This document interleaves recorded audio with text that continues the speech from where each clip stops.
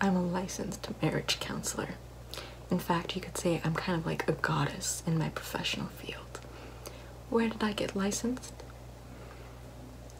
Ancient Italy, Rome, more specifically. And yes, my license is still valid after thousands of years, so tell me, what's been going on between you and your boo? Of course he's not here. Like, in my presence? No. I'm only the goddess when it comes to marriage problems, but particularly for women, and childbirth, which is for women. So, tell me, has he been not living up to his husbandly duties? I will be writing down your notes in this little tablet of mine. Yes. Okay. So, on the 1st of March, has he been presenting you with gifts? It is required. It's tradition. It's in honor of my son Mars. When I gave birth to him, you know, I had to be worshipped as well for having become a mother to another very powerful god.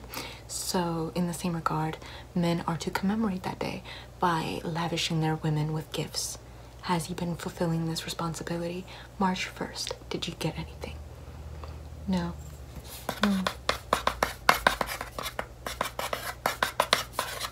Shame.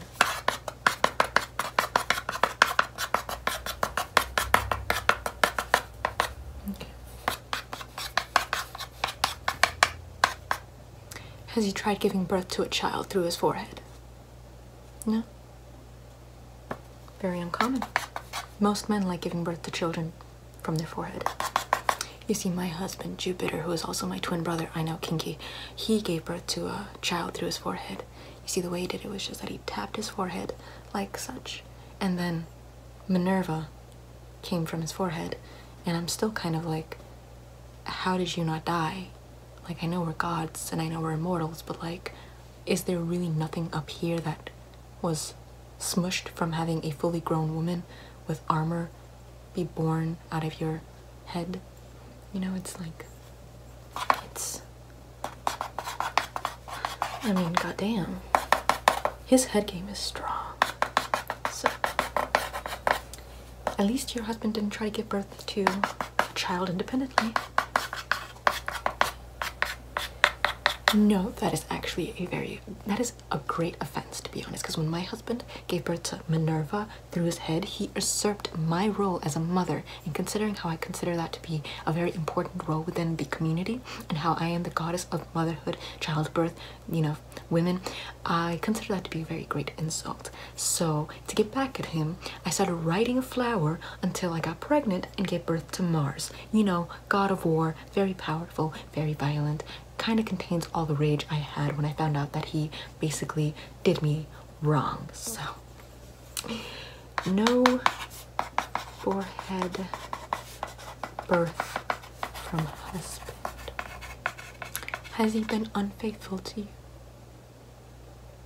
you? He flirts with people.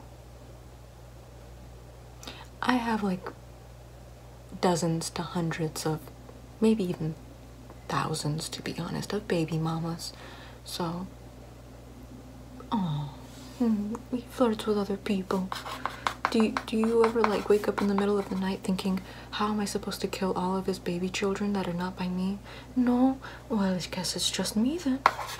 There we go. People say I'm a jealous, vindictive woman. To be honest, if you were in my place, would you not try to kill all of these demigods that keep thinking, oh, I'm so powerful, and I'm like, excuse me, who even are you? Someone put this guy to death. So, just saying, walk a mile in my shoes before you start judging. Just saying. If your twin brother / husband ended up having a bunch of other baby mamas and ended up having a bunch of other children with a bunch of other mothers, when you're the goddess of motherhood and you're the goddess of childbirth, it's like, excuse me, why are you slapping me in the face so many times? It's like, psh, psh, psh, psh, psh, psh, psh, all the time, slaps in the face, slaps in the face. I am the goddess of childbirth, yet he's over there using my power against me, making other women pregnant, giving other women childbirth. I have to actually overlook these childbirths because I am the goddess of childbirth. I have to overlook these childbirths and be like, oh my god, okay, I'm gonna basically be the wet, no, no, no, not the wet nurse, the, what's it called? What's it called? The woman who helps the, oh, what is it called? Middle, what's it called? Anyways, regardless, it's a shame that I, as the goddess of childbirth, do not know the name for the nurse that gives birth to, or helps give birth to the mother, but I have to stand there in the middle, basically just delivering this child for this lady because I am the goddess of childbirth. So like, you tried coming up to me and telling me, oh, you know, there's no reason for you to get, you know, jealous and vindictive about all of these other women, because I mean, it's your husband who's cheating. And yes, I do recognize that my husband is a whore. He is a whore, like, god damn it. But, or, you know, Jupiter damn it. But I mean, like, I have to be there while this woman, who very well knew that I was married to this man, starts giving birth to the proof of her infidelity, to my husband's infidelity, and I have to be like, oh, it's healthy. And she's just sitting there like, I bet it is. It was by your husband's, and I knew you guys were married. And I have to just be there like, So, like, obviously you just want to take the child and, like, football touched it to the ground. Anyways, we're here for your problems, not mine. Don't worry. So, no baby mamas, and thus you don't want to kill any babies. No killing of babies. Okay. Other than this, has there been anything else that's been going wrong in your marriage? Communication issues, honesty. I see. He's not giving you that whole thunder and lightning fact in the bed. Okay. You see, I have no complaints there. Like, my goddess, my husband is the god of thunder and lightning. Like, you know, he's gonna pack a punch. It's gonna be electric. Like, I have no complaints there. Just, no. Okay.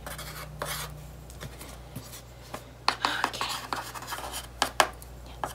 I'm being very diligent, writing as many details as I can without looking at what I'm writing.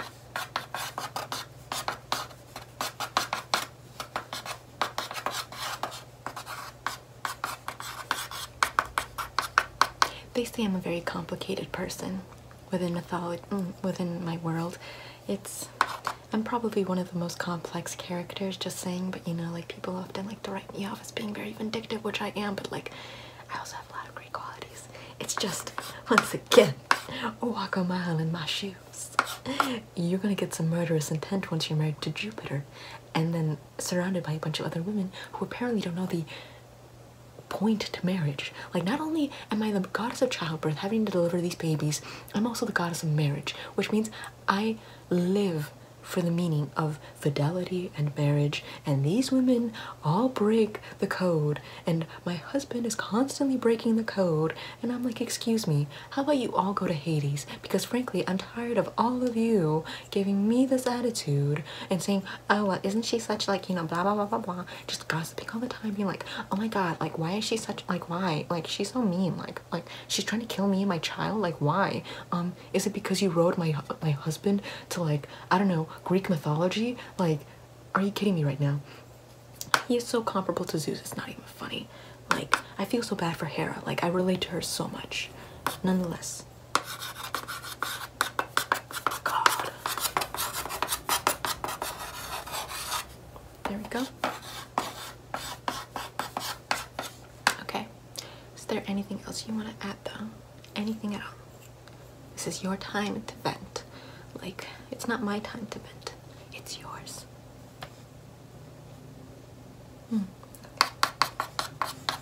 Just last details here. Okay.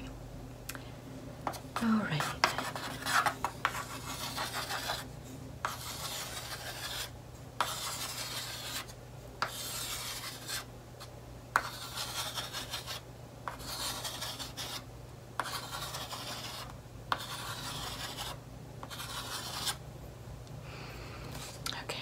I've already made my details, and I now know what my counsel is going to be, being that I am a very professional, licensed marriage counselor from ancient Italy, you know, the Roman goddess of marriage. This is my advice to you, sweetie, okay? If he isn't treating you right by now, you're gone, okay? Now go chop his dick off. My name is Diana. I am the goddess of the hunt, the moon, and nature. and I'm the daughter of Jupiter and Latona. My father's a whore because Latona is probably his 27th baby mama.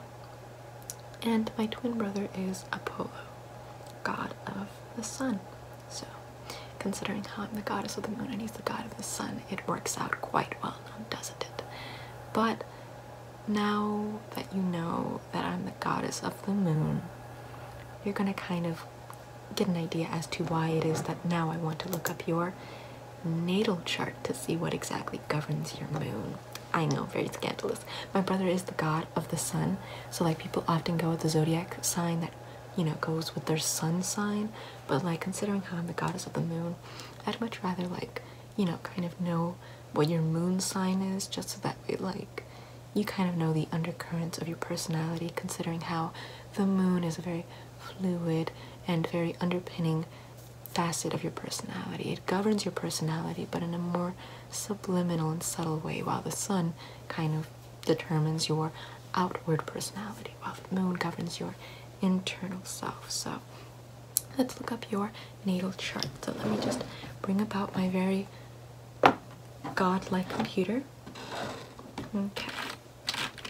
Natal charts. Let's look yours up.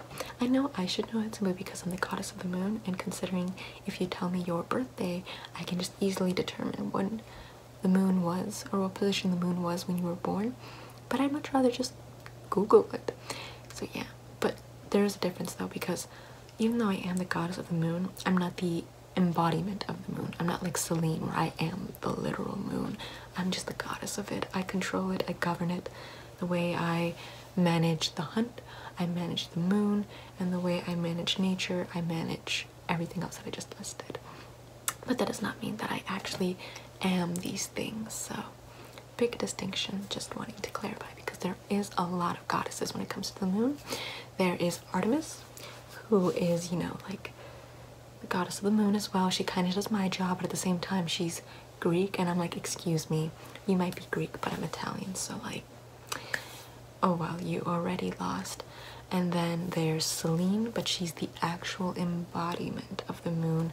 Luna, who's also the actual embodiment of the moon. And then myself, of course. And then it is debated as to whether or not Hecate is also the goddess of the moon. But Hecate is just in charge of so many cool things that it's like, hey Hecate, how about you just kind of like go on your own? Because frankly, you're claiming way too many cool stuff. Like, why are you taking all the good things to be goddess of? So like, she really needs to skedaddle. Nonetheless, let's look up your natal chart to see what exactly is your home, what exactly is going on in the stars when it comes to you. So let's see, natal chart test. Okay, let's see, free natal chart. This should be 100% accurate. Okay, let's see. Name. What is your name? First name. Okay. And then your gender. Okay. Your birthday. Okay. April 1st of 1881. Okay. And then what time were you born? 6:12 a.m. And then in which town and or city? Bangor. And then country, I'm assuming United States. And then what state within the United States? I know, even though I am an ancient goddess, I am up with the hip kids. I know that the United States was found and how it became different states, and yeah, I'm like very well versed when it comes to modern history. I also know that the guy who discovered America was actually Italian, so who's to say he wasn't governed by me? Who's to say the moon did not lead him to the United States being managed by me, and that the genocide didn't happen because of me, and then that the you know, settlements didn't happen because of me, and everything, the disease didn't spread because of me, and all of the horrors that those people had to endure, those poor people, the extinction that they had to endure wasn't because of me. And then, you know, Macy's didn't happen because of me. So like, state, Bangor, Maine. Okay. Now, submit.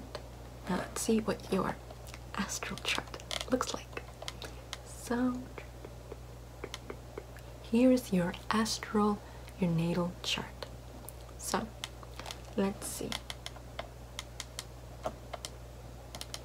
Your rising sign is in 24 degrees Aries. You are a free spirit and you must be first at everything you do. Very energetic, self-assertive, and active. Things must be done your way. Even though you may feel calm and serene on the inside, you certainly do not act that way. You want to do everything full tilt, 100 miles per hour. A great competitor, but a poor cooperator. You must learn how to lose more gracefully. Very self-confident, ambitious, and passionate. You radiate positive energy. You are blunt and direct, but at times unfeeling and tactless, especially if anyone offers you any resistance. You fight for your beliefs, but your tendency to act first and think later often causes you much grief. Tragic. Let's see your sun sign. Your sun, Apollo, so your Apollo managed the sun into this position when you were born. The sun is in 11 degrees Aries. Again, wow, double Aries. Very, very choleric. By nature, you are very energetic and high-spirited. You are fiercely independent. You must be first in everything you do and enjoy taking risks. You are the one who will rush in where angels fear to tread. Quite brilliant at initiating new projects, you are terrible at following them through to completion. You are an enthusiastic leader, but you tend to be a reluctant follower. Often you are quick to anger, but you usually recover just as fast. Regretting things later, you said when you were upset. One of your best traits is that you are simple and direct, blunt and honest. Just be careful you do not hurt others' feelings. Your need to be competitive at all costs may provoke resistance from others, but as long as you maintain your usual sunny good humor, this should not prove to be a major problem for you. Okay, now, where's the moon located at? So, where did I place the moon when you were born? This is how I managed it. Moon is in 13 degrees Taurus. Warmth, comfort, security, and familiar surroundings are necessary for you to feel at ease. Very loving and affectionate, you prefer a steady patterned way of life. Patient, calm, and steadfast. You are not easily upset. Others look to you for support. You tend to be a slow starter and slow mover. Others may try to rush you, but they will never succeed. Emotionally, you are quite stubborn. Your attitudes about people and things were firmly set in your youth, and will change very little as an adult. You're also very cautious and conservative about spending money. It is not that you are selfish. You just need to feel secure. Beware of a tendency to become overly complacent and too self-satisfied. I myself am very cautious. Because of my experience with men in the past and also my father being a whore, I, along with, I believe, Minerva and I forgot who the other goddess was, but we made a pact to never get married. And so far, I've done my part. Because I'm also, little did you know, a protector of virginity and childbirth. Yes, how do they go hand in hand? They don't. Well, according to a few million people, they do, but they don't. So, I protect primarily virgins. And my cult are comprised of primarily virgins. So, I've kept my pact where I don't want to get married and I don't want to be touched by a man because frankly, ew, no thank you. And it's been going great for me so far. It's been going great for me. I'm not like Juno, which I mean everyone knows that she's marriage isn't her strong suit, isn't her forte. It's not her strong suit. Aphrodite, even though she is rocking it, she is also having a lot of drama in her life. And yeah, so I'm very peaceful, to be honest. Very, very peaceful. Much like the moon. So yeah, very chill, very chill. So yeah. So you want to be part of the Vestal Virgins. It is quite an honorable path. You have to work at it for 30 years, so you have your own position. You're independent from any man within the community, unlike most women who have to get married, live off of the property of their father, and then be treated like property, and then be married off to a man, and then continue to be treated like property.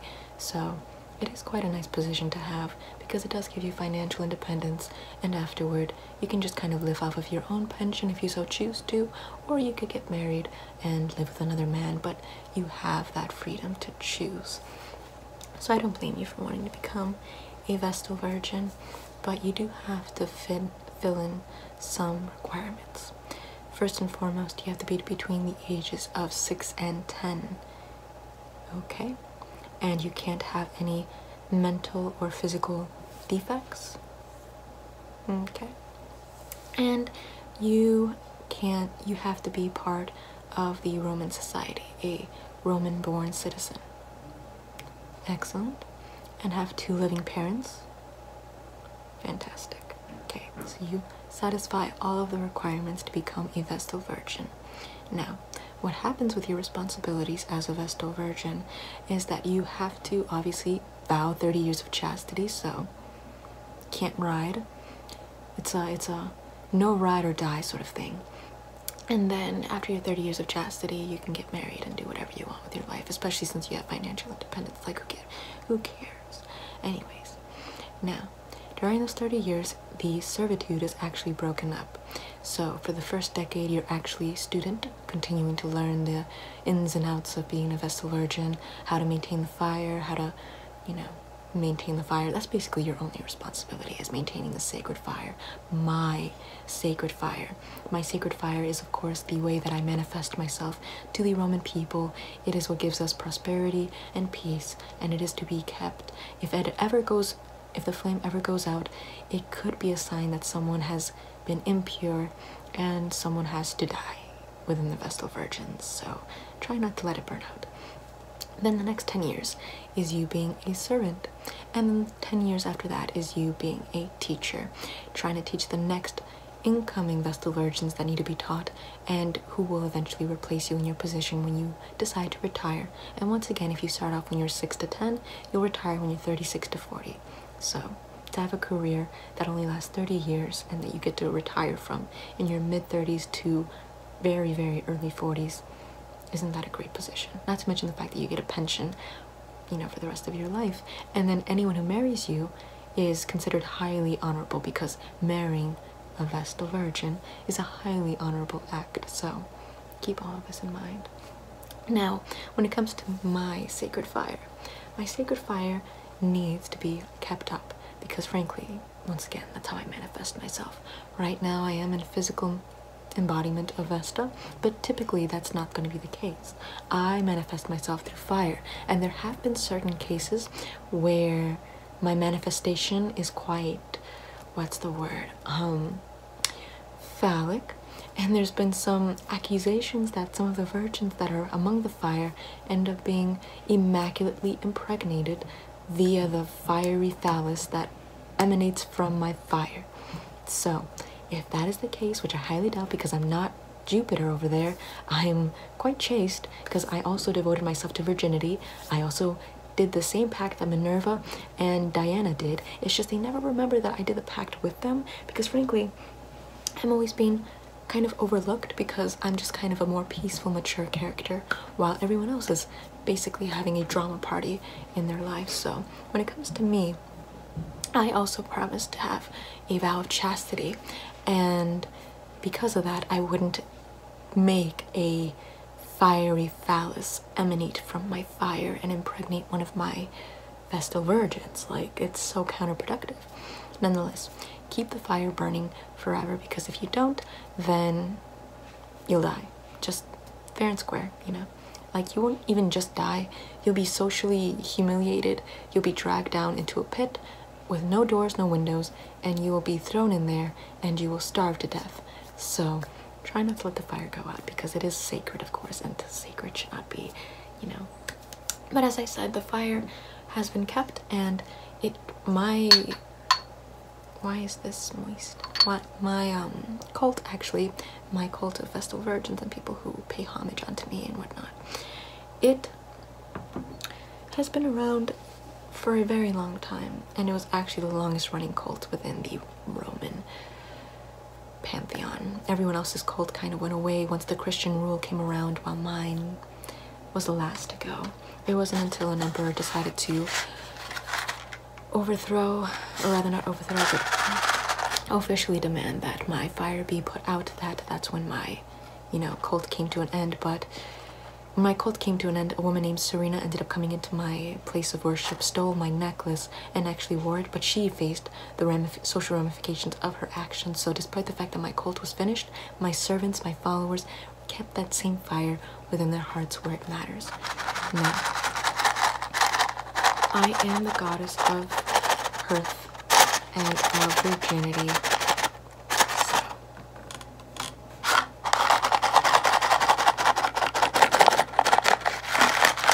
I'm gonna have to teach you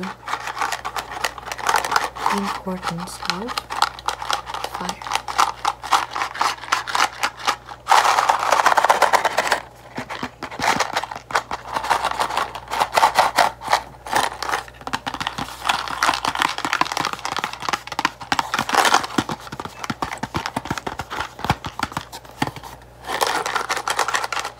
Now,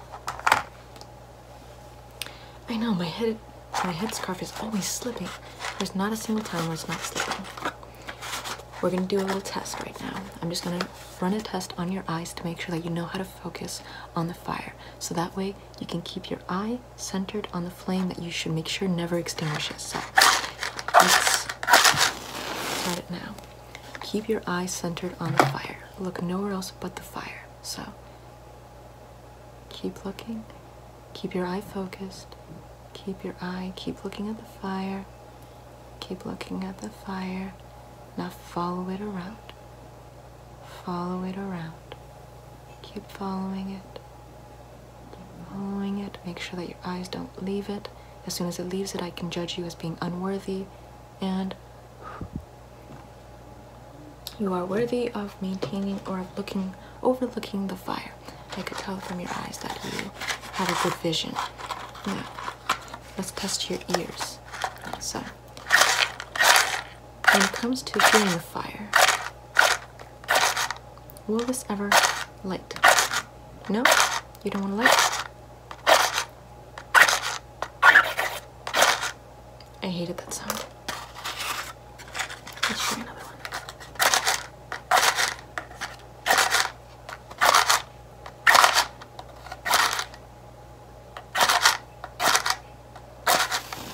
There we go.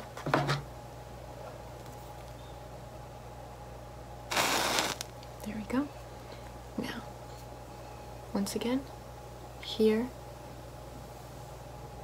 the fire crackling. I know the fire has been playing or has been crackling on in the back since you arrived, but keep focusing on the crackling of the fire. Keep focusing, keep focusing, keep focusing on the crackling. Just hear it out. And here we go.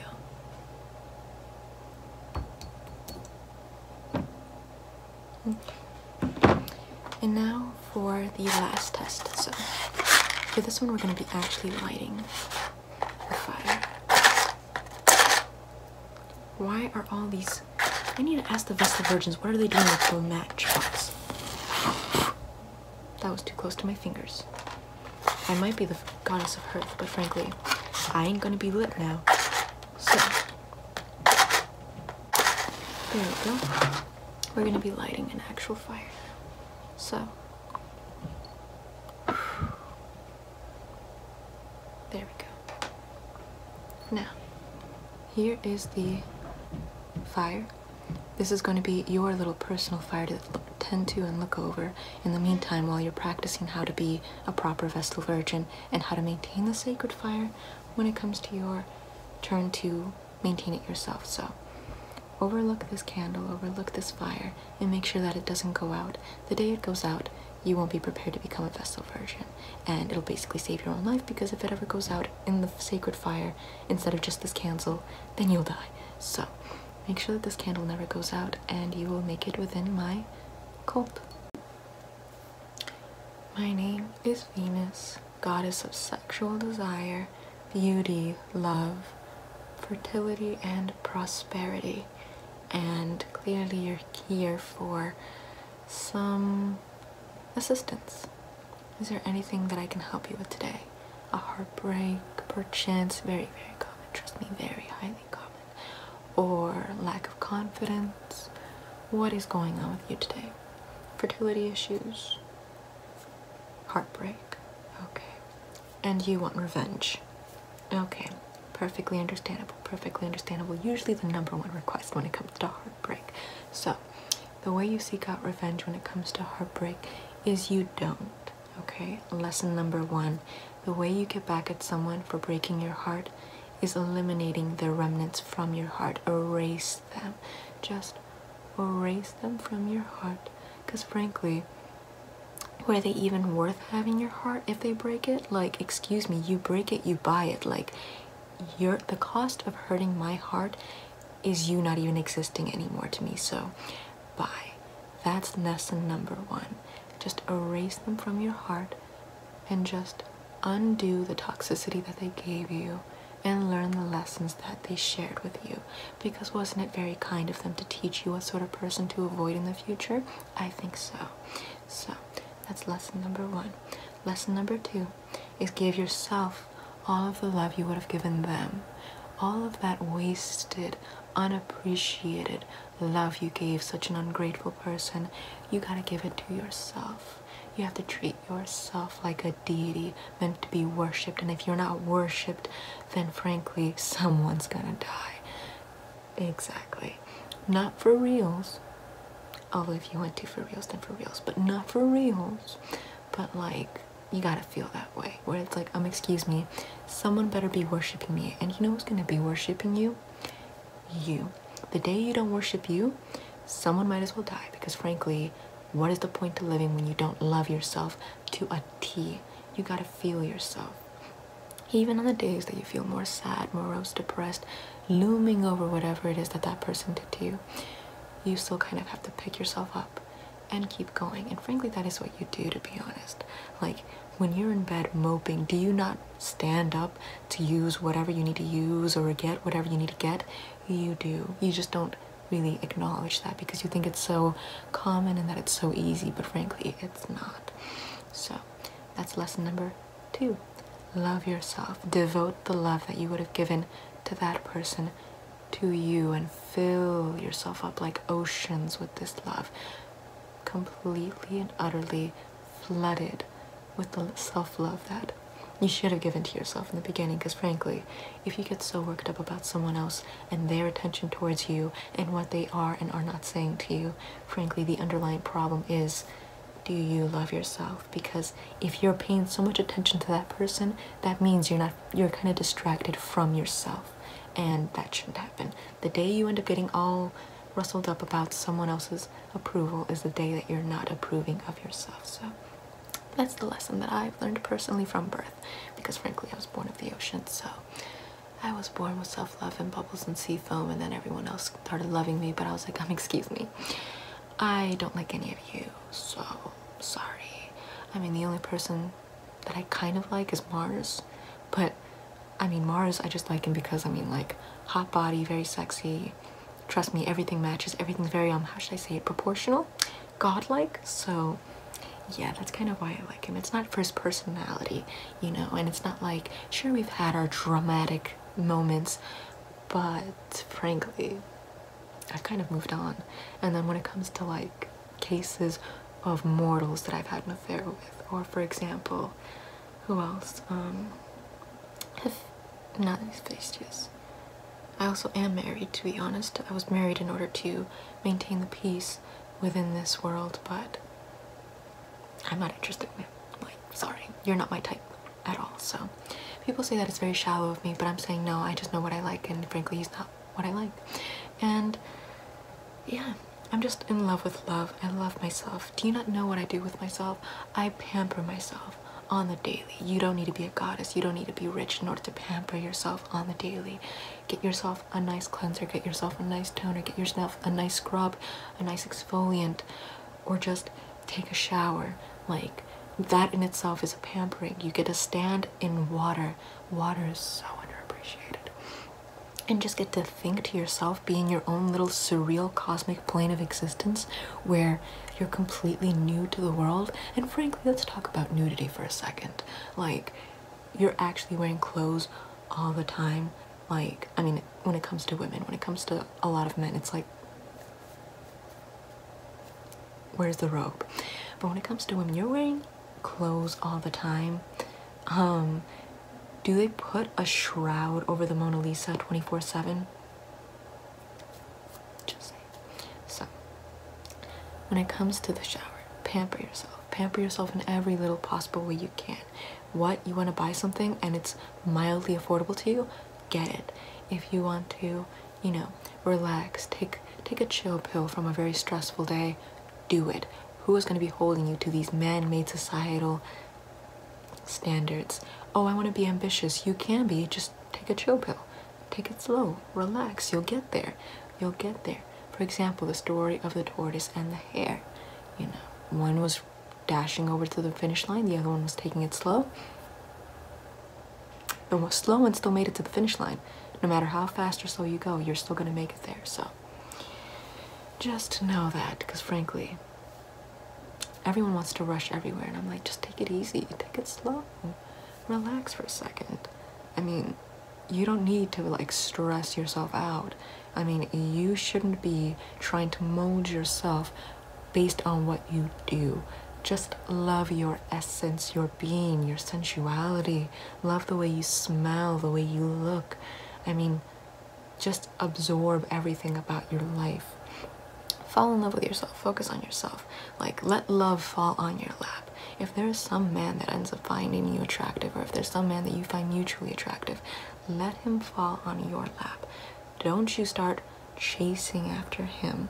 Like, then you start getting distracted from yourself, and frankly, that's not a good idea. So whatever person you have in your life, make sure that they build, you know, substance in your life. Make sure that they're supporting you, making sure that your life is more interesting and healthy and healthy.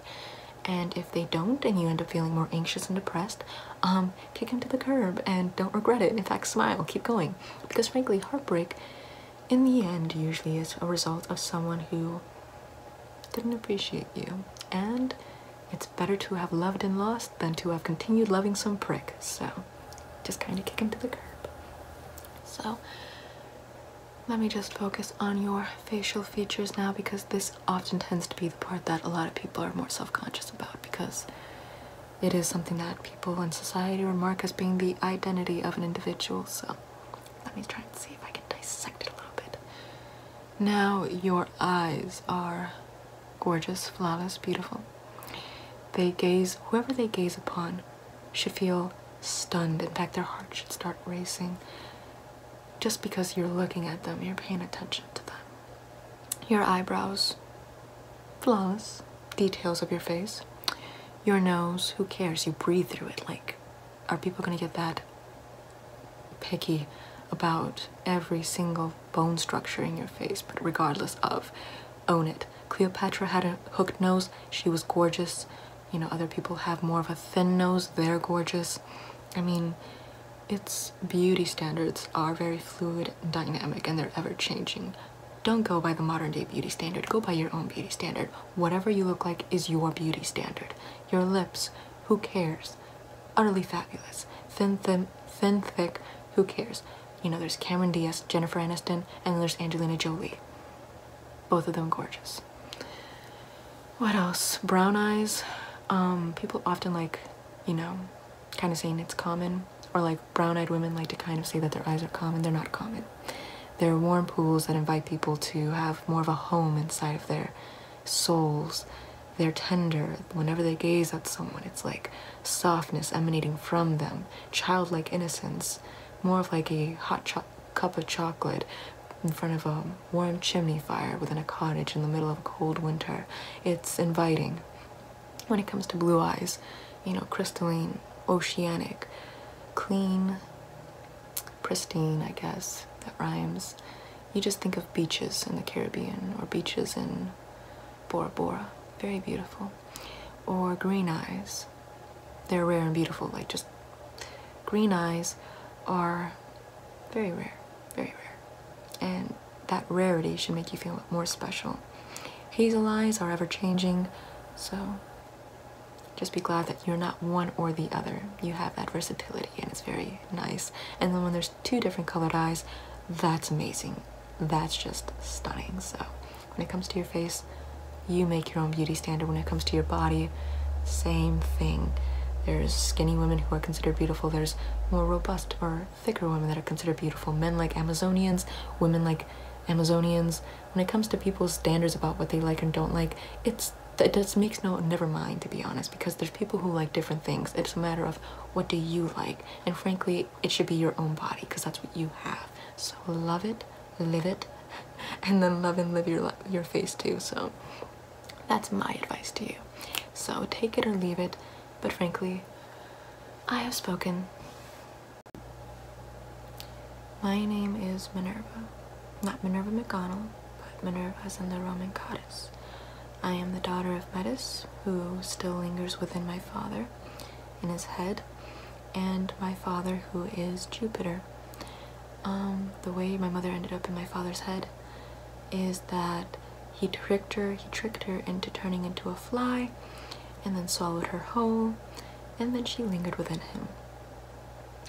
Why would he do that? Good question.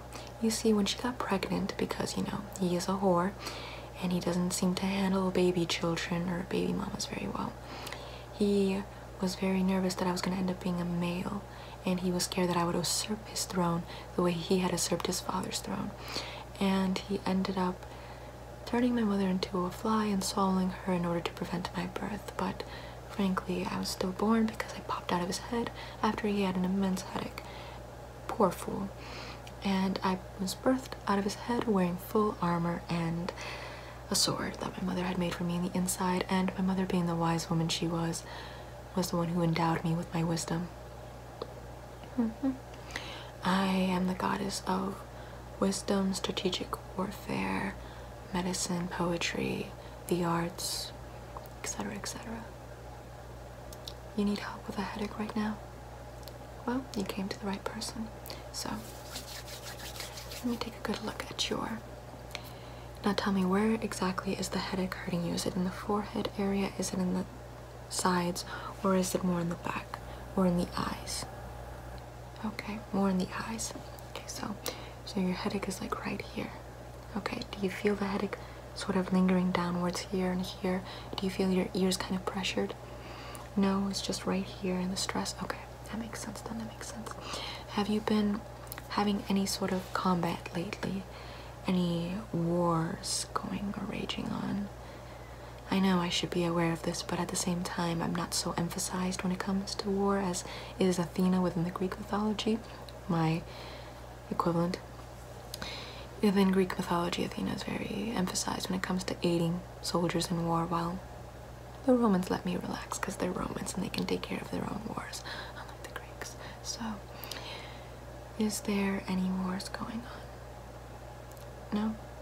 Very well. In that case, let me see.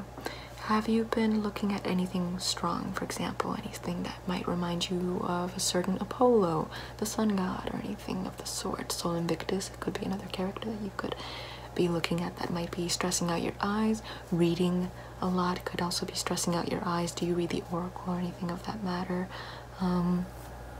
Anything within this line of thought could be stressing out your eyes, because you see, I feel like there's a lot of tension around your eyes. A lot of tension. Here, close your eyes for a little bit, just for a second. Okay, now keep your eyes closed and don't kind of zone everything out. Make sure that you can't hear anything. Just kind of focus inside your head and just start focusing on your breath. Kind of block as many senses as you can. No sense of taste, no sense of touch, no sense of hearing. Try to deafen that out. Try to make my voice unintelligible, where you don't understand the distinction between the words I'm making, as if I'm speaking a different language and you can't break it apart or decipher it.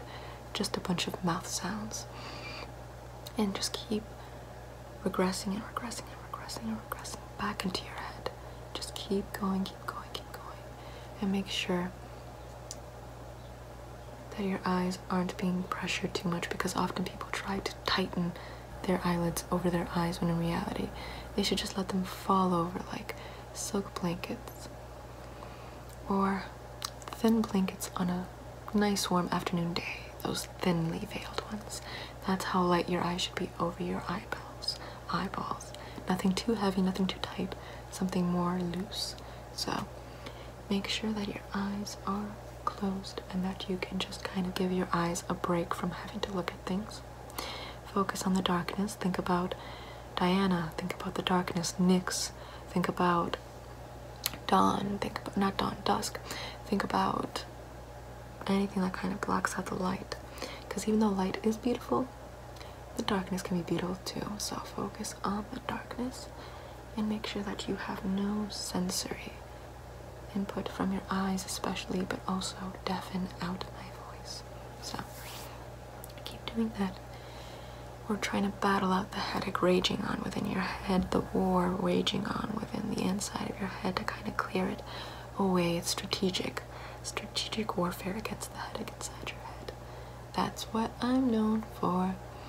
So keep progressing, keep progressing. Maintain your eyes as closed as they can. And then, once I count down from 10, open your eyes very slowly, and then we're going to work on the next step. So, 10, 9, 8, 7, 6, 5, 4, 3,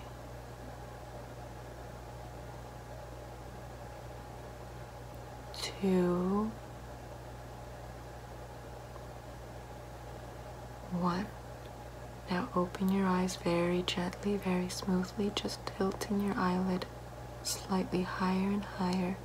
Now, focus on one spot and just keep focusing on just one spot. And now we're going to move very slowly, block out any of the lights going on. Very slowly, very slowly.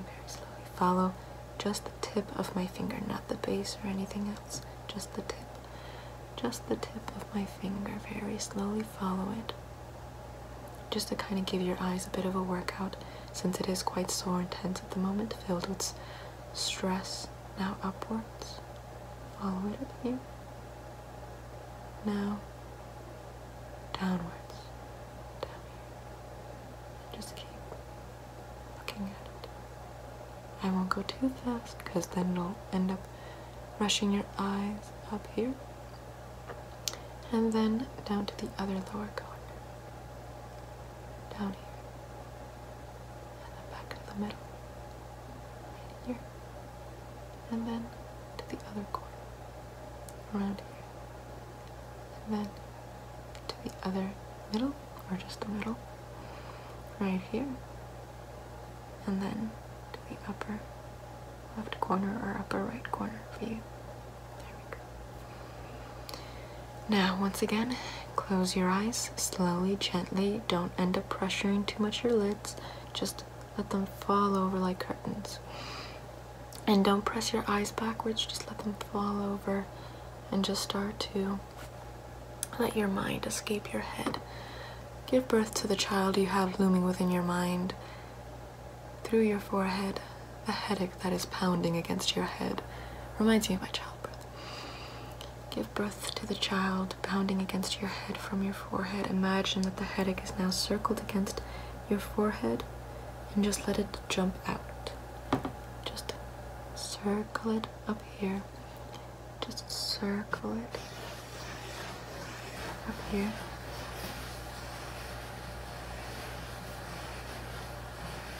Right here, right in the middle of your forehead, right in the center. Keep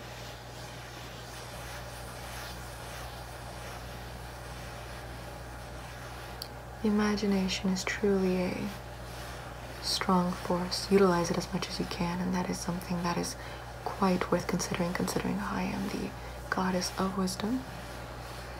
Keep pushing that headache of a child that you have towards the middle of your forehead. Keep your eyes closed gently. Don't force your eyeballs.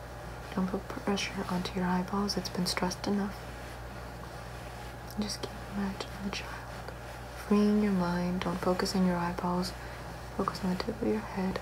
Let all the thoughts float up there and then pull into your forehead. All the stress and tension that you have circulating, buzzing, tingling in your eyes. And then, in the count of 5, I'm going to release my hand, and then from that hand, you're going to release your headache, the child's headache. 5, 4, 3, 2, 1.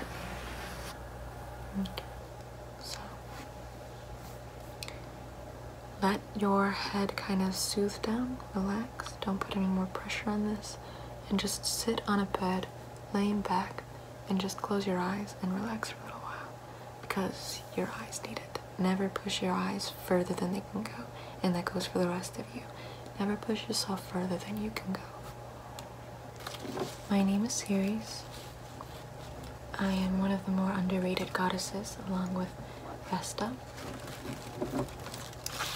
We both are most of the time overlooked by our majority of the Romans in preference for the likes of Minerva, Venus, and Juno. And also, at times, Diana. But it's quite a shame, to be honest, because wouldn't you want to get on the good side of the mother of the queen of hell? Yes, my daughter is Proserpina, the dark queen. It's rumored to be far more malevolent than her husband Pluto. So, wouldn't someone want to get on her mother's good side? I would think so. I would wager yes. But people often don't think, which is quite odd considering how a lot of people do go to Minerva for help. And Minerva is the goddess of wisdom. And if Minerva was wise, she would recommend that they worship me and be a patron of my agriculture and wheat and fertility and motherhood and whatnot. So the fact that they don't speaks volumes for Minerva's capability. And yes, I can kind of get away with saying whatever I want because, as I said before, I am the mother of Proserpina. And frankly, my daughter was stolen from me by Pluto. But did anyone do anything? No, they didn't. They just let it happen. And then Pluto ended up marrying my daughter forcibly. And I just had to deal with it. My daughter and I had a perfectly good relationship, and it was spoiled because some guy wanted my daughter and he stole her from me, and he has her now, and now I have to deal with it. No, that's why we have winter now. If I can't have my daughter, if I can't have my way, everyone will die. There will be no agriculture. There will be no food. People will starve. And I made sure that the gods knew that quite well. Next time they tried saying that I had to deal with something, they'll know what exactly is going to happen to all of that tender little worship that they appreciate so much from mere mortals. Granted, I don't get that much appreciation, but once everyone dies, neither will they, so truly a shame, but who cares? My daughter is my life. She and I were just picking flowers one day when all of a sudden Pluto, sorry, they're both so basic, and douchebaggery is they're egomaniacal douchebags. They stole Proserpina from me, and I just had to once again deal with it as if Jupiter deals with anything. He can't even handle having a baby mama without trying to turn her into a fly and swallow her. And then Juno, also the goddess of womanhood and marriage and childbirth, can't handle her husband having a couple baby mamas without having the desperate want to kill literally everyone that she finds out is fraternizing with her husband. And then Minerva's fine. I don't have no complaints about her. But nonetheless, all of these sensitive, overbearing gods and goddesses, all of them with these huge egos that need satisfying and coddling 24/7, telling me that I had to deal with my daughter being stolen from me by some god of hell, and that she's trapped down there forever, being tricked into eating a pomegranate. No. Same way they can't deal with anything that goes on in their life, I won't be dealing with anything that goes on in mine. But I do love agriculture, to be honest. I'm in a very autumnal mood right now. Very fall. Is it not totally aesthetic? So, I mean, just look at these sunflowers and the leaves, the crinkly red leaves. Red, the color of passion, the burning passion I will have if they do not return my daughter to me soon, and how winter will continue to spread into the spring months, and into the summer months, and into the fall months, until everything is destroyed and there is no food, there is no plants, there is no wildlife anymore. Everyone dies from hunger and they will have no more worship. They will die. Their egos will no longer be satiated. What will they do without their precious, precious prayers and their precious sacrifices? I'm a chill person. Trust me. I truly was a chill person until they stole my daughter from me. I turned my back for 1 second and out of nowhere the earth swallows her up. What? I can't turn my back for 1 second without my daughter getting swallowed up by the earth by some devil and getting married off to the devil. But you know something? It's okay. You know why it's okay? Because my daughter apparently is worse than Pluto. Her attitude, her voraciousness is far more hellish than Pluto's, so I'm so proud of her. She's making me proud.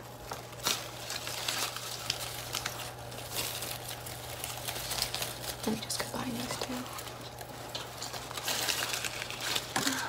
The leaves are falling. Isn't that a shame?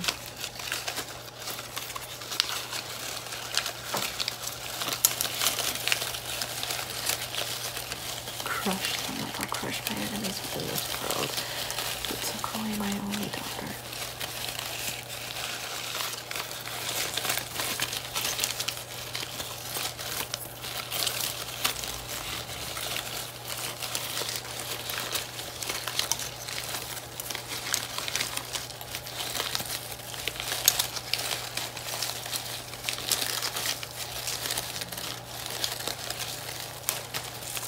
Enjoy the sounds. Just like I didn't get to enjoy the sounds of my daughter screaming as they pulled her into hell.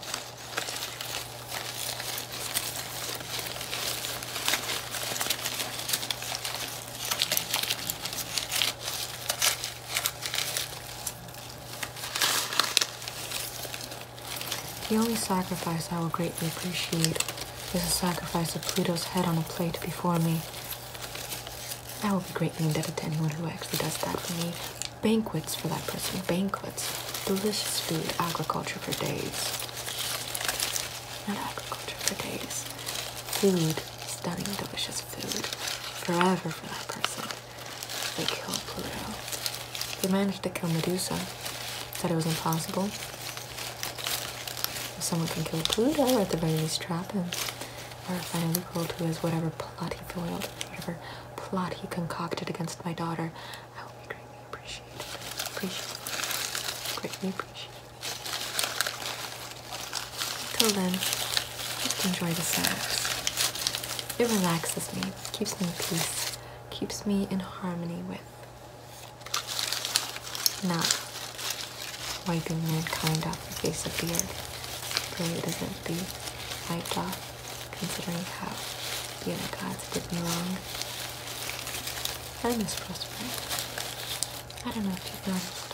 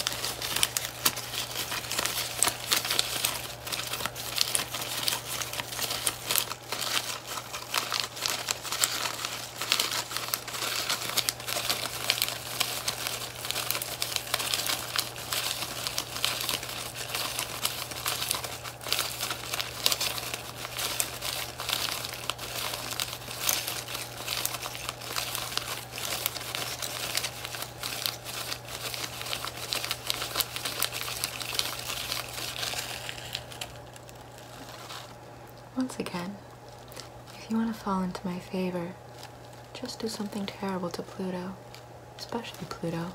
I wouldn't mind if you did something to Jupiter as well. I would give you definitely your just rewards. But do something terrible to Pluto. And make sure that it's permanent.